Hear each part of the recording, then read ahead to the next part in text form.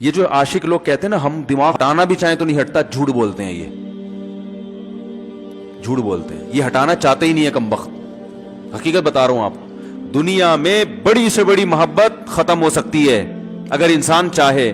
مر جاتے ہیں تو محبت ختم ہوتی ہے کہ نہیں ہوتی؟ تو عاشق کو چاہیے معشوق کے بارے میں یہ سمجھے کہ یہ میرے لیے مر گیا ہے, ختم, اس کا نمبر بلاک, اس کے بارے میں سوچنا ختم.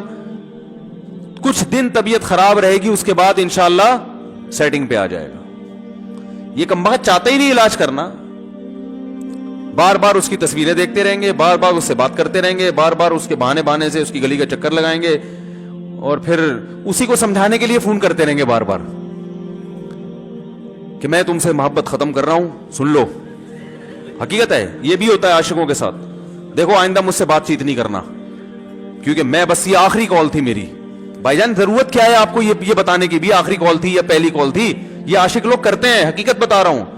آپ کو کہہ رہے ہو گے مفتی صاحب کو کیسے پتہ چل گیا ہمارے بارے میں؟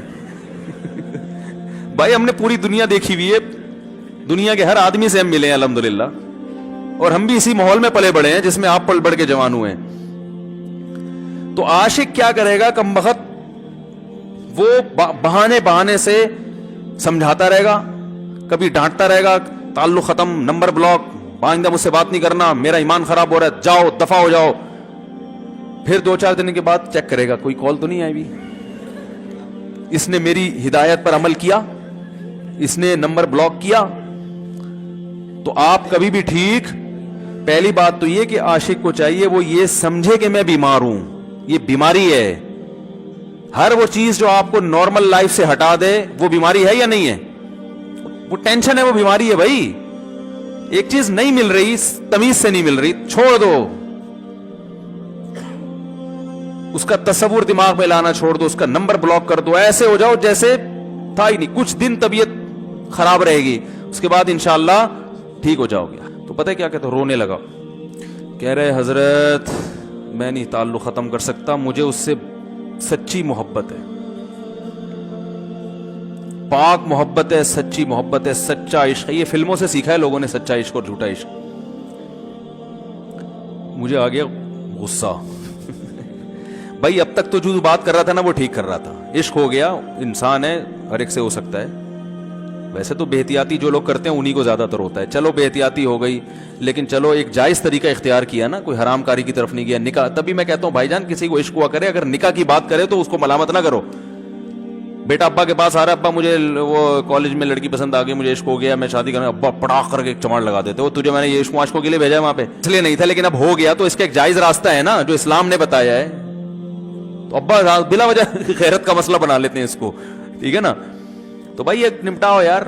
بچی بعض دفعہ پاگل ہو جاتی ہے عشق میں, ابا وہ غیرت کا مسئلہ بنا کے کیوں بھائی یہ کیا ہو گیا؟ بھائی اگر ہو گئی ہے, پاگل نہیں بھی ہوئی تو پاگل ہونے سے پہلے اس کی شادی کر دو.